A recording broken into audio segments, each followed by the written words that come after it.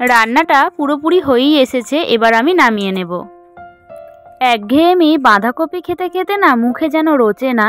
তো এই রকমভাবে টক টক মিষ্টি মিষ্টি বাঁধাকপি রান্না করে দেখো, ছোট্ট বড় সবাই চেটেপুটে খেয়ে নেবে, আর বাড়ির সবাই তোমার প্রশংসায় পঞ্চমুখ হয়ে উঠবে। তো চলো রেসিপিটা দেখে নাও। তো আমি এখানে একটা বাঁধাকপি নিয়েছি, আর এখন শীতকাল, বাঁধাকপি খেতে তো সবাই চায়। তো বাঁধাকপিটাকে আমি প্রথমে ছোট ছোট করে কেটে নিয়েছি, পরিষ্কার জল দিয়ে ধুয়ে একটা পাত্রের মধ্যে আমি নিয়ে নিলাম। তো তারপরে পরিমাণ মতো নুনটা সবাই পরিমাণ মতোই দেয়। তো নুনটা দিয়ে ভালো করে এটাকে মাখিয়ে নিতে হবে। তো আমি হাতে করেই ভালো করে মাখিয়ে নিলাম।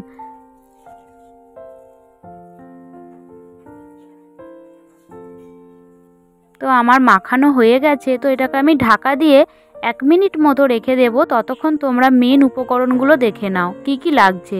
এখানে আমি গাজর আর ক্যাপসিকাম ছোট ছোট করে কেটেছি। এখানে আছে ময়দা আর কর্নফ্লাওয়ার, আর এই বাটিটার মধ্যে আছে কিছু sauce, soya sauce, tomato sauce আর ভিনিগার, আর আছে সাদা তেল, আদা বাটা, রসুন বাটা, কাশ্মীরি লঙ্কার গুঁড়ো। এখানে আছে কর্নফ্লাওয়ার, আমি একটা বাটিতে জল দিয়ে গুলে রেখেছি, পরিমাণ মতো নুন, পেঁয়াজ বাটা, কাঁচা লঙ্কা। আরও একবার বলছি, এই বাটিতে আছে soya sauce, vinegar, tomato sauce, ব্যাস আর এইটুকুই, এগুলি হচ্ছে উপকরণ। তো এবার আমি ঢাকাটা খুলে দেখো, নুন দেওয়ার ফলে না অনেকটা বাঁধাকপিটা কমে এসেছে। তো এর মধ্যে আমি প্রথমে দিয়ে দিলাম কাশ্মীরি লঙ্কার গুঁড়ো, আর দেব ময়দা আর কর্নফ্লাওয়ার। সবটাই কিন্তু পরিমাণ মতো দেবেন, আন্দাজ মতো। তো এবার এটাকে আমি ভালো করে হাতের সাহায্যে ভালো করে আমি মেখে নেব। আর কেউ কিন্তু জল দেবে না, জল এর মধ্যেই আছে, এটা আর জল দেওয়ার কোনো প্রয়োজন নেই। তো এবার আমি এর মধ্যে আদা, রসুন আর পেঁয়াজ বাটা দিয়ে দিলাম, ভালো করে এটাও মেখে নেব।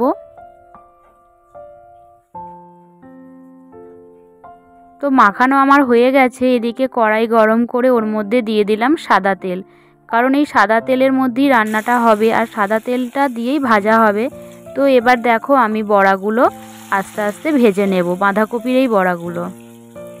তা বন্ধুরা, তোমরা এটা খেয়ে দেখো, বানিয়ে দেখো, সত্যি অসাধারণ খেতে, আর এতটাই সুস্বাদু, বেশ টক টক মিষ্টি মিষ্টি। তো বেশ ভালো লাগবে, বাচ্চাদের খেতে আরও ভালো লাগবে, যারা একদম বাঁধাকপি খেতে চায় না, বিশেষ করে বাচ্চারা, তো ওরা খুব পছন্দ করবে। আর দেখো, আমার উল্টে পাল্টে ভালো করে ভেজে নিচ্ছি, আর একদমই লো ফ্লেমে ভাজতে হবে, না হলে ভিতরটা কাঁচা থেকে যাবে। আর এতটাই নরম বন্ধুরা, ভেঙে যাওয়ার মানে কি বলবো, মুচমুচে নরম একদম। তো আমার মোটামুটি ভেজে নিচ্ছি, সবগুলো ভাজা হয়ে গেছে। তো দেখো, এটা কিন্তু ভাজা খেতেও খুব সুস্বাদু লাগে সসের সাথে। তো এবার ওই তেলের মধ্যেই আমি গাজর আর কেটে রাখা ক্যাপসিকামটা আমি দিয়ে দেব, দিয়ে হালকা আঁচে নেড়ে চেড়ে ভেজে নেব। এবার দেব কাঁচা লঙ্কা কুচি, বাচ্চারা খাবে তো ওটা টক থাকবে, কাঁচা লঙ্কাটা দিলে অসুবিধে নেই, ঝাল সেরকম হবে না রান্নাটায়। এবার দেব আদা বাটা, রসুন বাটা আর পেঁয়াজ বাটা, দিয়ে আমি ভালো করে নেড়ে চেড়ে ভেজে নেব। আর লো ফ্লেমে ভাজতে হবে, দেখতে হবে আদা রসুন পেঁয়াজের গন্ধটা যেন চলে যায়, ততক্ষণ ভাজতে হবে। তো দেখো বন্ধুরা, আমার ভাজা এখানে হয়েই এসেছে।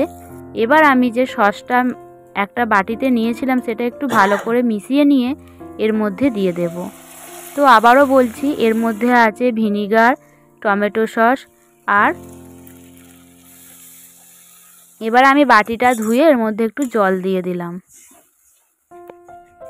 আর ছিল সয়া সস, তোমরা চাইলে রেড চিলি সসও দিতে পারো।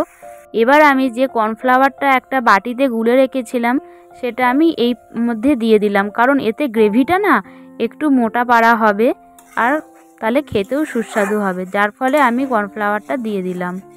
তো দেখো বন্ধুরা, আমার কিন্তু কষানো হয়েই এসেছে, দেখতে কিন্তু খুব সুন্দর লাগছে। তো এবার আমি পরিমাণ মতো নুন দেব, আগে নুন দেয়া ছিল, সেটা মাথায় রাখতে হবে যে আমরা যখন বাঁধাকপিটা ভাজি তখন নুন দিয়েছিলাম। এবার গ্রেভিটা মোটা হয়ে এসেছে, তো কষানো হয়ে গেলে এবার আমি ওতে ছোটো বাটির 1 বাটি জল দেব, বেশি জলের প্রয়োজন নেই, কারণ বড়াগুলো এমনিতেই নরম মুচমুচে। তো দেখো এবার আমার যেই ঝোলটা ফুটে আসবে, এবার আমি একে একে বাঁধাকপির ওই বড়াগুলো দিয়ে দেব। তো আমার মতো করে তোমরা এই রেসিপিটা একবার বানিয়ে দেখো, তোমাদের খেতে সত্যি দুর্দান্ত হয়, দারুণ দারুণ খেতে আর সত্যি লোভনীয় আর এতটাই সুন্দর খেতে। আর টক টক লাগে, তো টকটা সবাই যে যার ব্যালেন্স মতো দেবেন, টকটা সত্যি পরিমাণ মতো দেবেন। Soya sauce, red chilli sauce দিতে পারেন। তো দেখো আমার রান্না পুরো কমপ্লিট, আর কতটা নরম, ভেঙে যাওয়ার চান্স আছে, সেই জন্য নাবিয়ে নিলাম, মানে ঝোলে দিয়েই নাবিয়ে নিতে হবে। তো দেখলে তো বন্ধুরা কত সুন্দর, একঘেয়েমি বাঁধাকপি খাওয়ার চেয়ে এরকমভাবে বাঁধাকপি যদি বানিয়ে খেতে পারেন, সত্যি বাঁধাকপি মুখে লেগে থাকবে একদম। তো আবার পরের ভিডিও নিয়ে চলে আসব। ভালো থাকবেন, সুস্থ থাকবেন, ধন্যবাদ।